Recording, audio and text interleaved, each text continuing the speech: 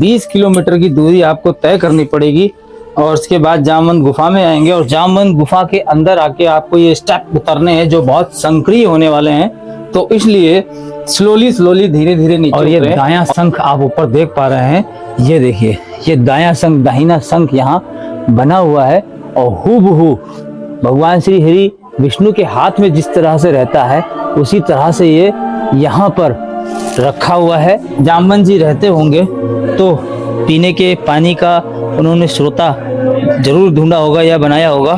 तो यहाँ पर भी आप पाताल लोक को देख पा रहे हैं जी, माँ सीता जी के साथ और प्रभु श्री राम जी के साथ हैं। और ये स्थान भगवान श्री कृष्ण से भी जुड़ा है। ऐसा माना जाता है कि इस गुफा से द्वारका निकला जा सकता है। जी हाँ, बिल्कुल सत्य सुना आपने, ये बिल्कुल सही बात है कि आप द्वारका इस गुफा से निकल जाते हैं। द्वारकापुरी श्री कृष्ण भगवान विराजते हैं और ये वही गुफा है, यहाँ से आप वहां पर निकल सकते हैं। जय श्री राम, ओम नमः शिवाय, ओम नमः शिवाय। तो अभी हम आके हैं जामवंत गुफा में आपको लेकर के, जो पड़ती है पोरबंदर गुजरात में। और पोरबंदर मुख्यालय से लगभग 20 किलोमीटर की दूरी आपको तय करनी पड़ेगी और बहुत संकीर्ण रास्ता है। एक गुफा का रास्ता आज तक आपने जो देखा होगा उससे भी कहीं ज्यादा खतरनाक होने वाला है ये। और अब हम लोग धीरे धीरे नीचे की तरफ गुफा में आ रहे हैं और यहाँ लाइट लगी है ताकि आपको दिखता रहे।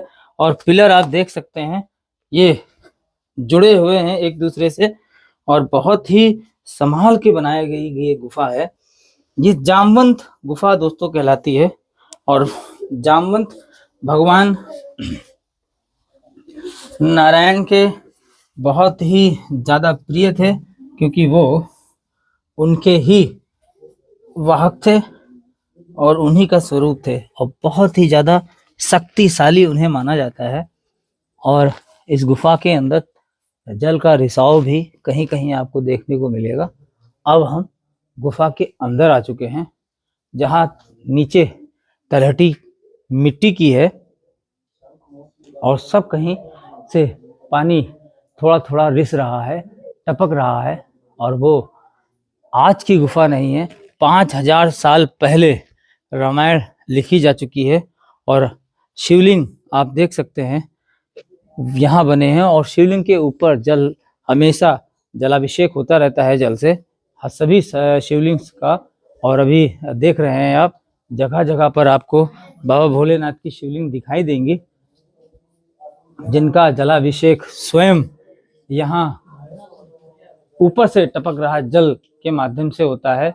और ये दायां शंख आप ऊपर देख पा रहे हैं, ये देखिए, ये दायां शंख दाहिना शंख यहाँ बना हुआ है और हूबहू भगवान श्री हरि विष्णु के हाथ में जिस तरह से रहता है उसी तरह से ये यहाँ पर रखा हुआ है। बिल्कुल अपने आप प्राकृतिक रूप से बना हुआ ये दाहिना शंख, कहीं पर भी आपको ऐसा नहीं लगेगा कि ये शंख नहीं है, बिल्कुल शंख की तरह ये नजर आ रहा है और आप देख पा रहे हैं उसे। और यहाँ पर भी कई आकृतियां बन गई हैं। और अब हम चलते हैं अंदर की ओर आपको लेकर के। पहले तो आप ये देखिए कि गुफा का कितना सुंदर नज़ारा है। और अभी टेम्परेचर ऊपर का हम लोगों ने देखा था, अब नीचे का टेम्परेचर देखिए, इतना ज़्यादा कूल है कि आप सोच भी नहीं सकते हैं। और अब थोड़ा स्टेप चढ़ करके ऊपर देखते हैं क्या यहाँ पर है। और अब हम ऊपर आ गए हैं दोस्तों थोड़ा सा, और यहाँ पर भी देखिए जल टपकने की वजह से यहाँ पर भी एक शिवलिंग है जिसके ऊपर जल का अभिषेक हो रहा है। यहाँ पर भी ढेर सारे सब शिवलिंग हैं और जगह जगह पर शिवलिंग बने हुए हैं। और यहाँ पर देखिए एक कुआं, ये देखिए एक बावली सुरंग के अंदर आकर के भी यहाँ बावली बनी हुई है। उस समय जब यहाँ जामवंत जी रहते होंगे तो पीने के पानी का उन्होंने स्रोता जरूर ढूंढा होगा या बनाया होगा। तो यहाँ पर भी आप पाताल लोक को देख पा रहे हैं और अभी भी हम जमीन से काफी ऊपर हैं। यहाँ से आप देख सकते हैं ऊपर का नजारा भी आपको देखने को मिलेगा। ये सिक्का डालने से मदद पूरी होती है, इनका सिक्का डाल दो। तो ये देखिए सिक्का डालने जा रहे हैं और इनकी जो मनोरथ होगी वो अवश्य पूरी होगी। ये देखिए ऐसा ये यहाँ की मान्यता है और मान्यता विभिन्न प्रकार की होती हैं जिससे हमारा सनातन धर्म जुड़ता है और इन्हीं मान्यताओं के आधार पर ही आज हमारा सनातन धर्म जीवित है और लगातार आगे की ओर बढ़ता जा रहा है। और ये सनातन धर्म कोई आज या कल से नहीं है, ये धर्म सनातन का तात्पर्य ये होता है कि सदा से चला आ रहा एक ऐसा धर्म या पद्धति जिसको हम पीढ़ी दर पीढ़ी निर्वहन करते चलते हैं, पहले काका के रूप में, फिर उनके पिताजी के रूप में, उनसे इनको मिली और इनसे हमें मिली और आज हम दूसरे बच्चों को वो ट्रांसलेट कर देंगे ताकि ये पीढ़ी और आगे बढ़े। तो इसी तरह से सनातन धर्म बनता है और हमें जो हमारे पूर्वजों ने सिखाया हम आने वाली पीढ़ी को सिखाते हैं, वो फिर अगली पीढ़ी को सिखाती है कि हमारे बाबा ने या हमारे पिताजी ने हमें ऐसा बताया था और अब हम आपको बता रहे हैं। तो हम अब मेन हिस्से में आ गए हैं आपको लेकर के।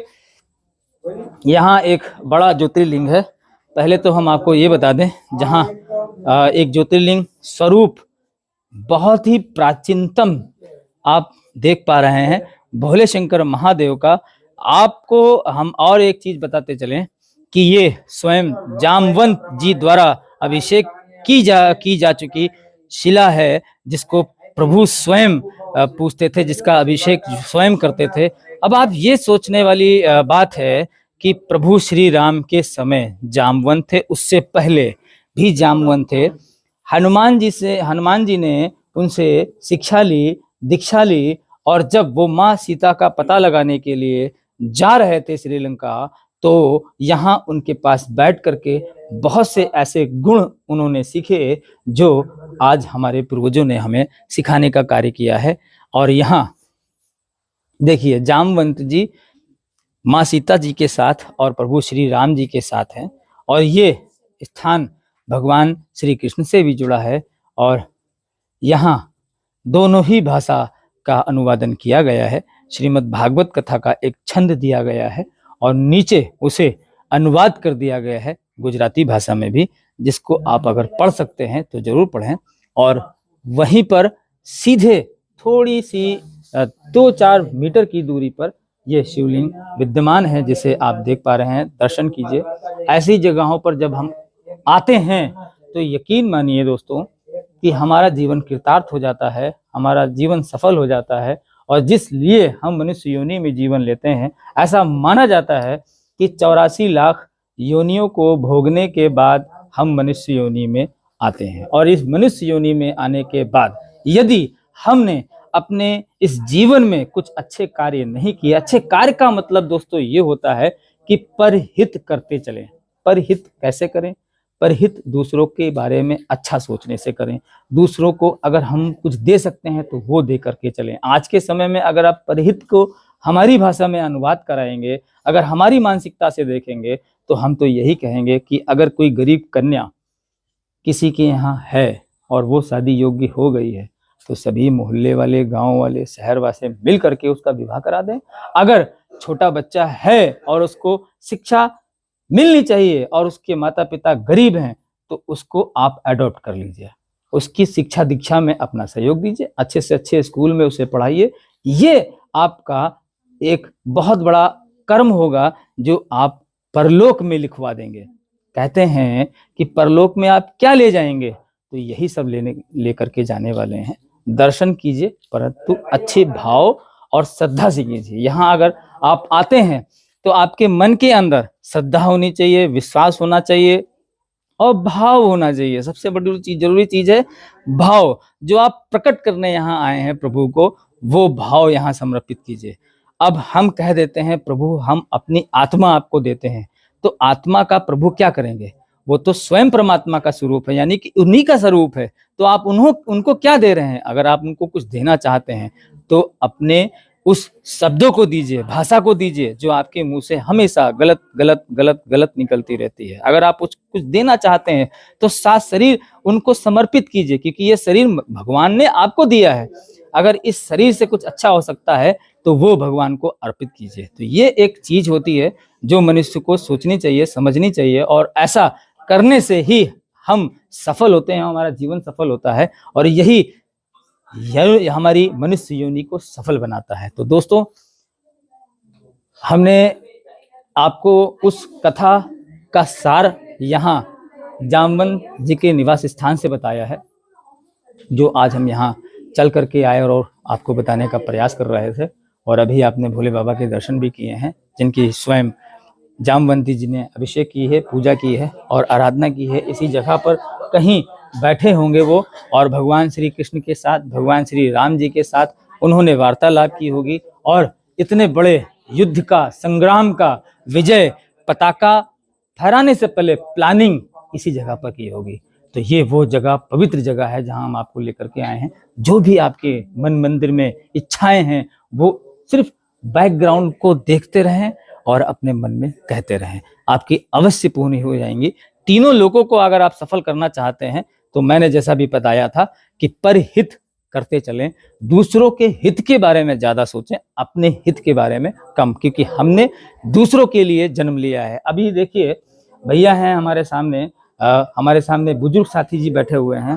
अभी इनका जन्म अगर हुआ तो इनके बच्चे हो गए, अभी वो अपने लिए क्या जी पाए? कुछ नहीं, उन्होंने अपने बच्चों के लिए जीवन अपना वो जिया। अभी इनकी शादी हो गई तो ये अपने बच्चों के लिए जिएंगे, फिर बच्चों की शादी हो जाएगी तो फिर वो अपने बच्चों के लिए जिएंगे। तो सोचिए, जीवन तब भी हमारा नहीं था, अब भी हमारा नहीं है, कल भी हमारा नहीं रहेगा।